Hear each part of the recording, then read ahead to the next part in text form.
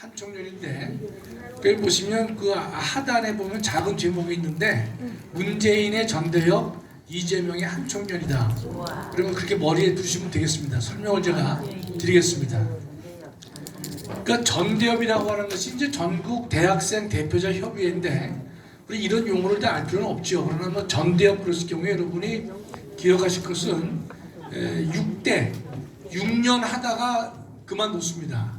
전대협은. 그런데 전대협에는 95개 대학이 참여를 했습니다. 여러분 보시면 알겠지만 1대 2대를 보시면 여러분이 잘 이름을 아시는 분들이죠. 이인영이가 1대 그 전대협 의장을 했고 2대가 오용식, 3대가 유명한 임종석이 했죠. 그래서 이 1, 2, 3, 4대가 있고 송갑석 씨도 송갑석이도 전남대 출신인데 2번 국회의원을 하고 있습니다. 다음이요. 그래서 6대까지 했습니다. 그러니까 전대협은 이제 의장을 6번 하다가 그 다음에 그만뒀습니다. 자진 해산을 했어요. 그러니까 전대협이 가다가 스스로 해산을 하고 만든 것이 한총련입니다. 한총련. 그래서 전대협은 6년 동안 우리나라에 존속을 했는데 여기에 전대협에 속해 있던 많은 그 대학의 총학생장들 여러분 지금의 현 민주당 국회의원 중에서 약 70명이 당시에 총학생회 회장 출신입니다. 그러니까 요새 이제 막 떠도는 인간들 많지 않습니까? 떠도는 인간들이 대부분 다 그 당시에 각 대학의 총학생회 회장 출신들이에요.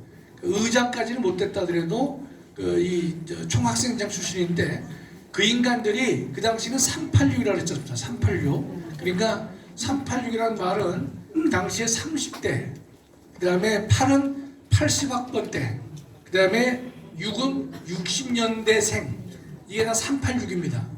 지금은 이제 20년이 지나기 때문에 여러분 잘 아는 보통 586이라고 이제 부르게 되는 것이죠. 그러니까 80대 학번이고 60년대 생들인데 지금은 50대가 됐기 때문에 586이다 이렇게 부르게 되는데 당시에 총학생에서 데모하는 인간들이 대부분 다 정계에 입문을 해서 좀 민주당의 그 또아리를 틀면서 문재인을 적극 지지했던 인간들이 대부분 다 386 세력들입니다. 그 대한민국을 망친 인간들이죠. 그러니까 당시에 총학생장들 보면 대학에서 공부한 인간들이 없어요. 다 데모만 하다가 근데 그걸 갖다가 훈장 삼아서 정계에 입문해가지고 이제 나라를 이제 망치는 그런 일에 선봉에 서 있는 것이 바로 전대협이고 6기까지가 된 것입니다. 그 다음이요. 그래서 지금 뭐 조금 전에 말씀드렸죠. 민주당에서 70명이 실명으로 다 공개가 된 상황인데 70명이 민주당을 장악하고 있고 그동안에 문재인 세력을 뒷받침한 인간들이 바로 이 인간들입니다. 지금도 그 짓을 하고 있는 것이죠. 그 다음이요.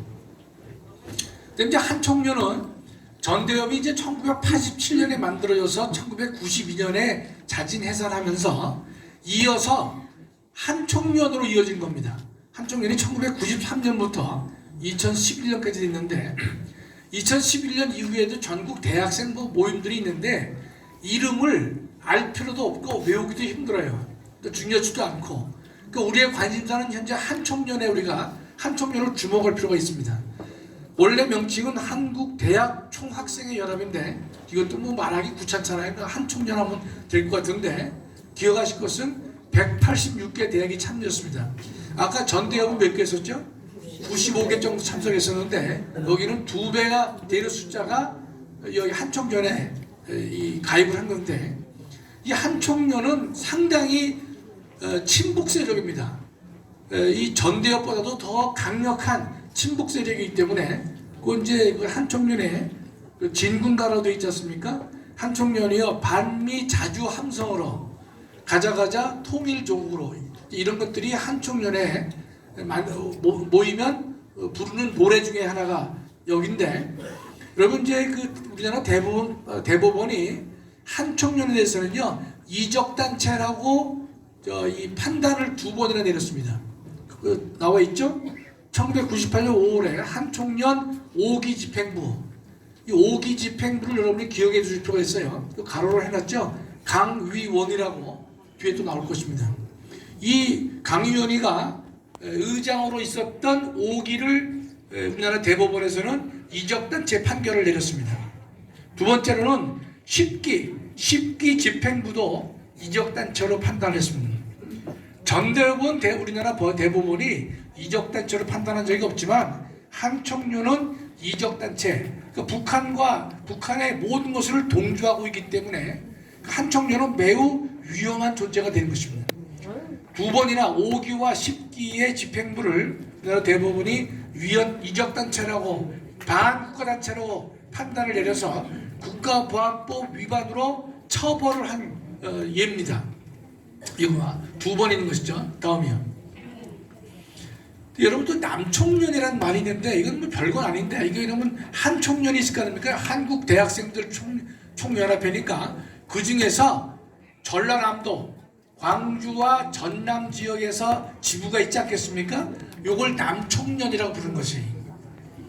근데 이 남총련을 특별히 우리가 기억해 두는 것은 여기에서 상당한 저항들이 많이 있었고 이제 나중에 나오겠지만 이 반국가 세력들이 여기 많이 등장합니다. 그러니까 우리 이재명의 오른팔이라고 할 수 있는 정진상이가 바로 남총련 출신입니다. 김용은 남총련이 아니라 한총련 출신이에요. 그러니까 지금 이재명의 오른팔 왼팔이 현재 다 감옥에 가 있지만 한 놈은 남총련이고 두 놈 다 똑같이 한총련의 출신이다 이렇게 보시면 되겠습니다. 다음이요. 근데 남총련 광주 전남지구의 한총련이 남총련 아닙니까? 거기에서 하나만 제가 소개하는데 조국통일투쟁위원회라는 게 있어요. 근데 뭐 잘 알지도 못하는데 저도 우리 목사님 모시고 애국운동 하다 보니까 이런 거 공부하느라고 머리가 터져요. 근데 저 인간들이 용어가 복잡해. 용어가 우리가 쓰는 용어가 아니기 때문에 외우기가 어려워요. 뭐 민주 어쩌고 뭐 그래서 이것도 조국통일투쟁위원회. 근데 이 인간들이요 모이면은 둘째 주에 나오죠. 북한의 인공기를 개양한 인간들이에요. 완전 빨갱이 조직이죠 저것들. 그렇죠? 그다음에 저 인간들이 광주 미문화원, 서울 미문화원은 별도의 문제인데 광주 미문화원에 가가지고 화염병 뭐 200개를 던지고 이렇게 한 인간들이 바로 남총련 밑에 있는 조국통일투쟁위원회에서 이렇게 하고 있었어요. 그 남총련이라는 존재는요 광주 전남 지역이라 말씀드렸잖아요. 북한의 핵사찰을 반대하고 있고 고려 연방제를 채택하고 있고 고려 연방제는 낮은 단계 연방제가 아니라 높은 단계 연방제를 고려 연방제라고 합니다.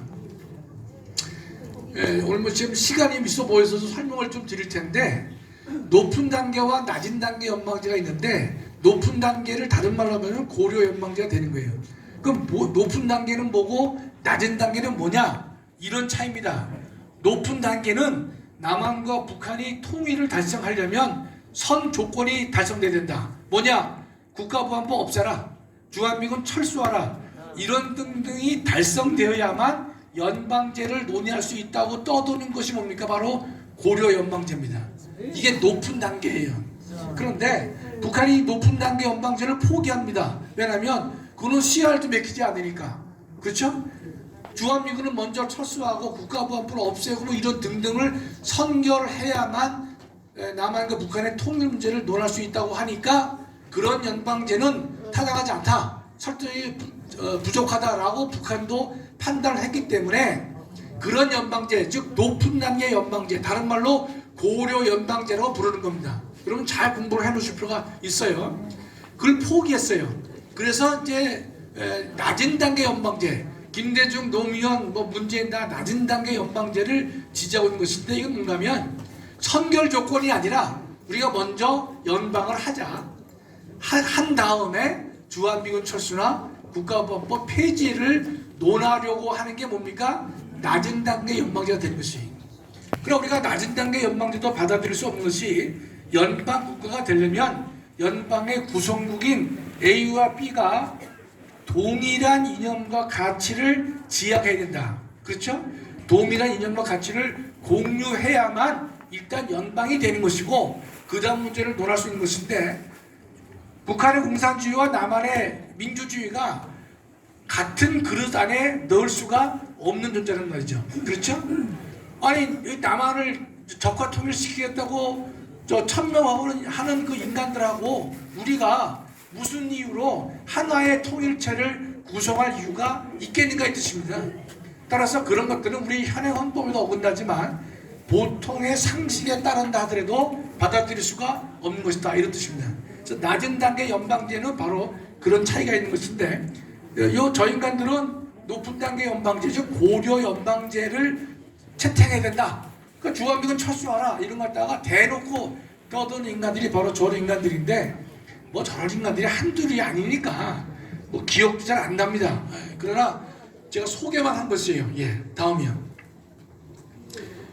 그래서 여기서 이제 이름들이 몇 나오는데요. 이재명의 측근들입니다.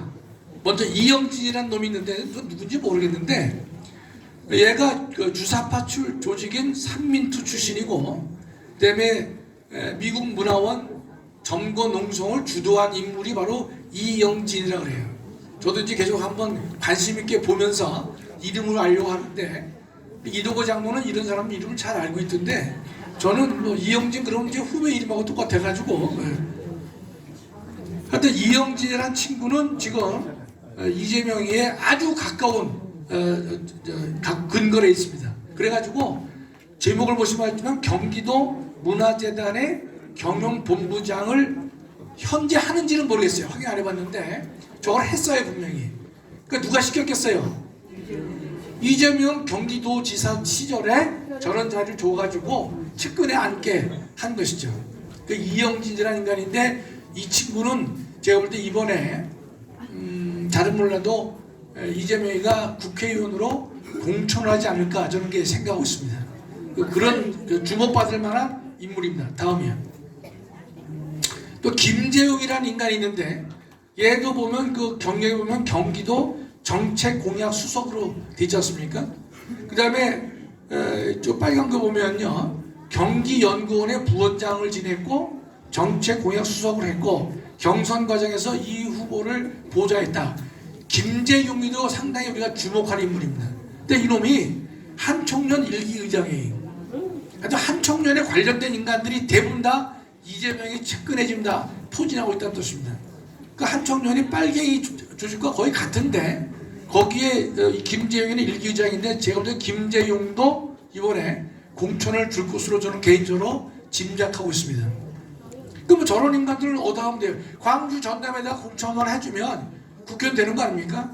그러니까 국회의원 만들어서 자기를 지지하라, 그렇게 하려고 하는 그게 보이는데, 그게 바로 이영진과 김재용입니다. 다음이요. 강유연, 요거는 얼마 전에 신문에도 나온 인간인데 한총련 5기 의장이죠. 제가 좀 전에 뭐라 했냐면, 대법원이 한총련에 2개를 이적단체라고 했는데 첫 번째가 5기 집행부를 이적단체라고 판단했다고 말씀드렸죠. 그때의 의장을 한 인간이 바로 강위원입니다. 그러니까 저 인간이 이제 그 처벌을 받았는데 작년 7월에 이재명 대선 캠프에 합류를 했고, 그 전 경력을 보면 경기도 농수산진흥원장, 다 경기도에서 이재명이 밑에서 다 이게 한 자리 하고 있다가 이재명이를 대통령 만드는 인간인데, 강 위원은 또 나올 겁니다. 다음이요. 우리가 문재인은 한마디로 전대협은 문재인이다 이렇게 보시면 좋을 것 같아요. 전대협은 문재인이다 말이죠. 그러니까 이 전대협은 그래도 대중적인 학생운동단체의 성격을 많이 지니고 있었지만은, 하여튼 이 전대협들이 임종석, 이인영 이런 인간들이 다 중심이 돼가지고 문재인을 떠받들고 지지했던 그룹이 되는 것이죠. 다음이요. 그러나 지금의 이재명은 전대협이 아닙니다. 누구겠어요? 한총련이에요. 전대협 이후에 만들어진 한총련 극우단체이고 극좌가 되겠죠. 그 다음에 대법원에 의해서 이적단체 판결을 2번이나 받은 한총련의 주요 멤버들이 지금 이재명 주변을 포진하고 있다 이런 뜻입니다. 그래서 이 한청년의 이재명의 한청년 그룹들은요 누굴 몰아냅니까? 문재인의 전대협의 586 세력들을 몰아내는 것이 세대가 바뀌는 것이죠. 그렇죠? 그러니까 이 친구들을 97세대라고 불러요. 97세대. 뭔가면 90년대 학번이면서 나이는 70년대생입니다. 그러니까 586보다는 대략 몇 살이 많아요? 10살 정도가 많은 겁니다. 평균으로.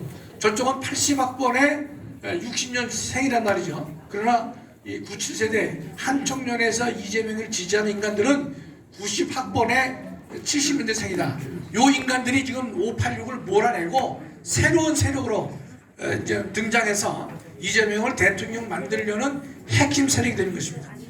거기서 얼마 전에 신문에 한번 났었죠. 더 민주 전국 혁신회의.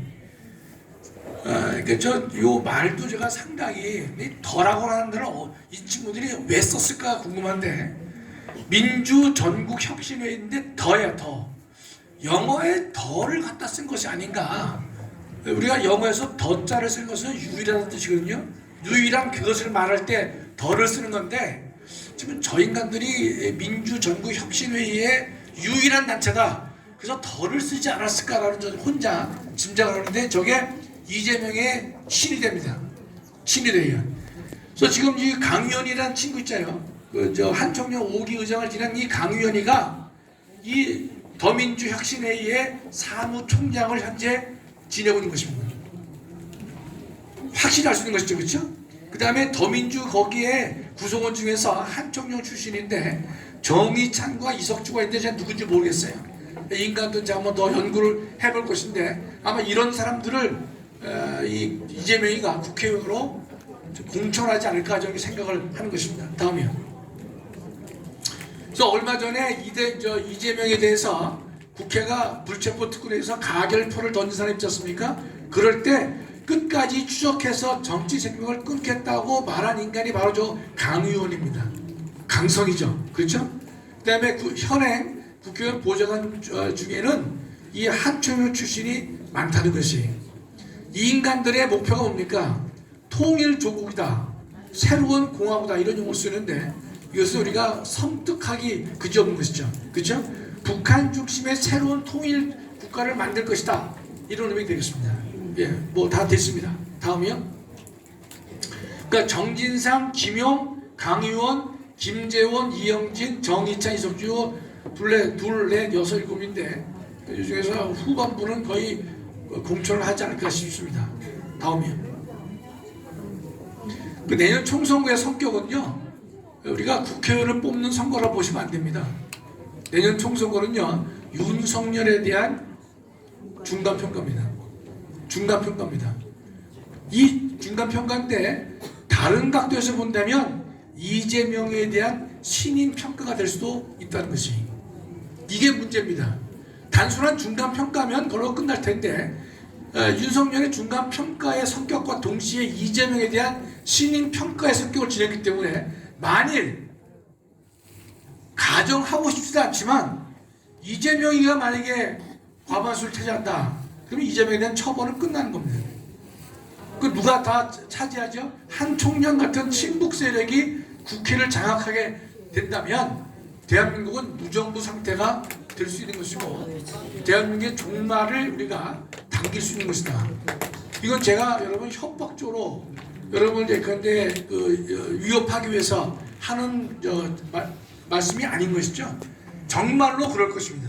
전대협과 한청년의 성격이 다른 것이고 또 이재명의 성격이 문재인과 다르듯이 따라서 우리가 내년 총선거에서는 대한민국을 지키느냐 못 지키느냐 거기에 대한 갈림길의 문제이기 때문에 오늘 참석하신 모든 우리 애국 동지들 유튜브로 시청하신 분들 모두가 다 정말로 목숨 걸고 대한민국을 지키기 위해서 헌신해야 될 때라고 생각하고 그 기회가 저는 이번이 중요하고 마지막일 수 있다고 생각합니다.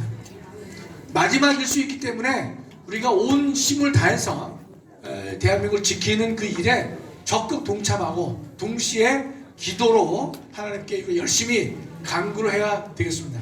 감사합니다.